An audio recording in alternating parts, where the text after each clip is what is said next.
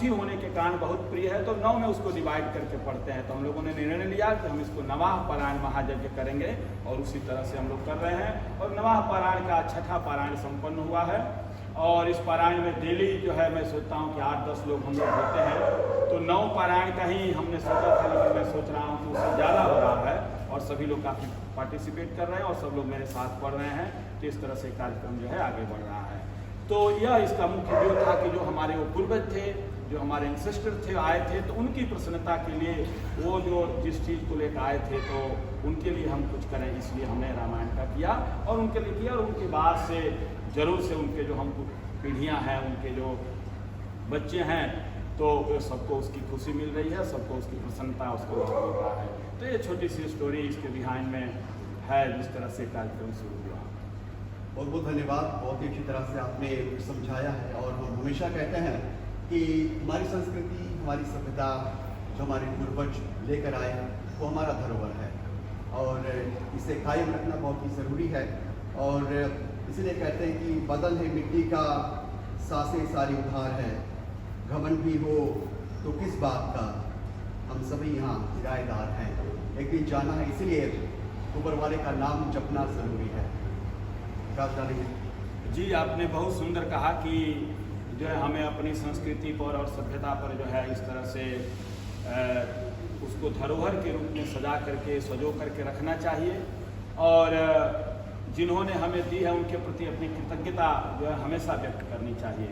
और वो कृतज्ञता क्या है, हम अपने बड़ों को कैसे जो है सम्मान दे सकते हैं? तो अपने बड़ों को हम इस तरह से सम्मान दे सकते हैं कि जो मार्ग उन्होंने हमें दिखाया, जो उनके धरोहर है, उसको हम संभाल करके रखें, वैसा हम करते रहें। और इसलिए हमारे यहाँ शास्त्रों में तो हम कई प्रकार के ऋण बताया जाता है कि कई प्रकार के हमारे पास कर्ज हैं। उसमें से एक जो सबसे बड़ा कर्ज है वो माता और पिता का कर्ज होता है। और माता पिता का कर्ज हम कैसे चुकाते हैं? तो माता पिता के जो आदर्श हैं, जो उनके धरोहर हैं, उसका हम पालन करते हैं, तो अपने माता पिता के कर्ज को चुकाते हैं। और ऐसे भी माता पिता के हम ऋणी हैं। जिस शरीर को हम हर एक कार्य के लिए यूज करते हैं, दुनिया के जितने भी प्लेजर हैं जिसको हम यूज करते हैं, जिसको प्राप्त करने के लिए शरीर को यूज करते हैं। और ये शरीर हमें किस से मिला हुआ है? हमें हमारे एंसेस्टर से मिला हुआ है, हमारे पूर्वजों से मिला हुआ है, हमारे माता पिता से मिला हुआ है। जिस शरीर से हम खाने का आनंद लेते हैं, सुनने का आनंद लेते हैं। आपके रेडियो VG2 पर इतने सुंदर सुंदर मैं आपके प्रोग्राम सुनता रहता हूँ, इतने सुंदर सुंदर गीत, भजन और विशेष करके जो आपके प्रोग्राम होता है जिसमें आप जो सांस्कृतिक कार्यक्रम में पुराने गीत जो हमारे यहाँ गिरमिट लोग गाया करते थे वो सब लगाते हैं, तो उस प्रोग्राम को मैं जरूर से सुनता हूँ। हमने नाम दिया है उसको लोक रागनी। हाँ, लोक रागनी जी। और इसमें आल्हा, बिरहा, विदेसिया, सोहर, कजरी, करहुआ, इन तमाम चीज़ों को बजाने की कोशिश करते हैं जो आज लुप्त हो रहा है जी। तो उस संस्कृति को, उस धरोहर को, उस कला को, उस आर्ट को हमें जीवित रखने की ज़रूरत है। और वह आप देख सकते हैं कि उस समय उनके पास बहुत कुछ जो है लग्जरी जीवन नहीं था, लग्जरी लाइफ नहीं थी, लेकिन फिर भी उस कला के माध्यम से उन्होंने अपने लाइफ को कितना लग्जरी दिया, कितना खुशी से दिया। आज हमारे पास बहुत तरह के संसाधन हैं, बहुत तरह की सुविधाएं हैं, लेकिन वो हैप्पीनेस हमारे पास नहीं है, वो हमारे पास खुशी नहीं है। तो खुशी जो है संसाधनों से नहीं, खुशी जो है कला से आती है, आर्ट से आती है, संस्कृति से आती है। तो हमारे पूर्वजों के पास ऐसा कुछ संसाधन नहीं थे, लेकिन हो सकता है कि वो 2 लकड़ी बजा करके और इतने सुंदर से गाते थे, इतने सुंदर से नाचते थे, इतनी खुशी से अपने जीवन को व्यतीत करते थे। आज हमारे पास बाजा है, फिर भी हम उसको बजा करके जीवन खुशी से नहीं बिता पाते हैं। तो ये जो है बहुत महत्वपूर्ण बात है। एक अंतिम बात पर प्रकाश डालना चाहेंगे। संस्कृति, सभ्यता, इसको हम यूं ही उज्ज्वल रखे हुए हैं। रामायण पाठ जो है ये होता रहता है, लेकिन आज ये देखा जा रहा है कि भाई भाई में समस्याएं जो बढ़ रही हैं, पटता नहीं है। भाई भाई एक ही आंगन में एक दूसरे का दुश्मन बने हुए हैं। बच्चे माता पिता को वृद्धाश्रम में छोड़ रहे हैं। तो ये तमाम चीज़ों को किस तरह से आप समझाने की कोशिश करेंगे ताकि हम देखो, ऊपर वाले के नाम जपने से पहले इंसान बनना बहुत ही जरूरी है। इंसानियत जो है ये होनी ज़रूरी है। अगर भाई भाई में नहीं पड़ता तो मुझे लगता है कि किसी से नहीं पड़ेगा।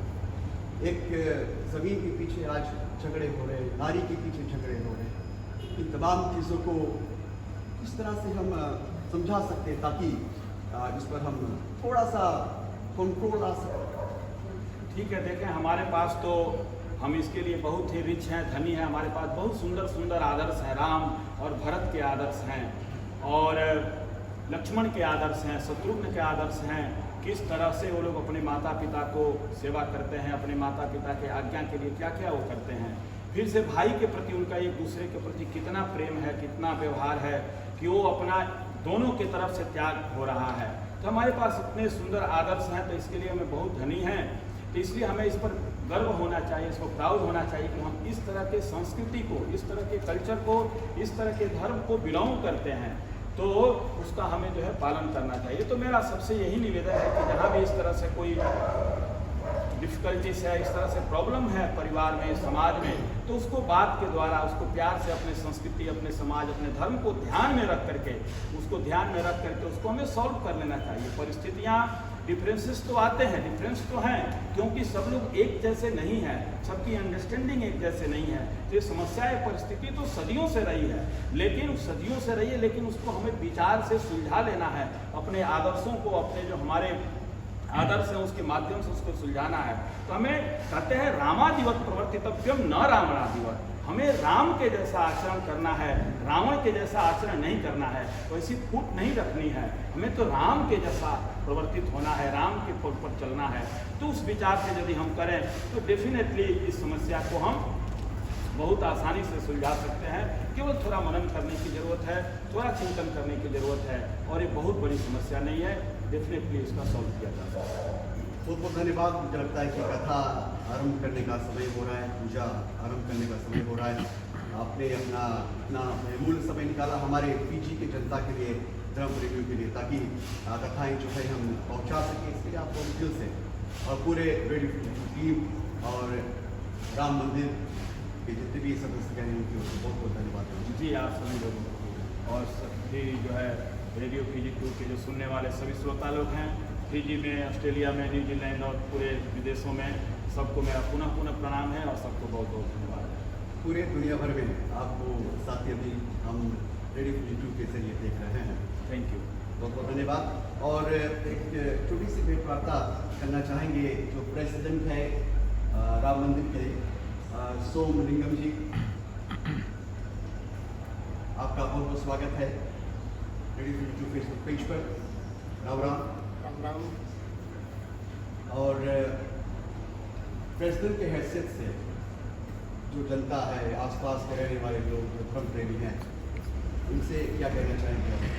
मैं चाहूँगा कि ज़्यादा से ज़्यादा लोग आएँ और ये सुंदर प्रवचन हो रहा है उसको सुने, ताकि कुछ को लेकर अपने साथ में जाए। ऐसा अवसर आपको बेर बेर नहीं मिलेगा, और अपना समय निकाल कर यहाँ पर आए, पूजा में भाग ले। मेरा यही निवेदन है उनसे। आज समस्याएं मंडलियों में बढ़ती जा रही है। कोई आता है, कोई नहीं आता है, कोई जो बना है उसको बिगाड़ने की कोशिश करता है। आपका विचार? बहुत मंडली में से है, और तो इसके बोले ना, बट जहाँ तक हो सके अपन समझ के बात है ना, और मंदिर में आए, चाहे हम अपने वो लोग नहीं आए तो हम लोग देश के करेगा, सबके तो निमंत्रण दिया गया, बताया गया कि आओ मंदिर में भाग लो, बट लोग नहीं आए, तो विचार बताने कौन चीज़ है।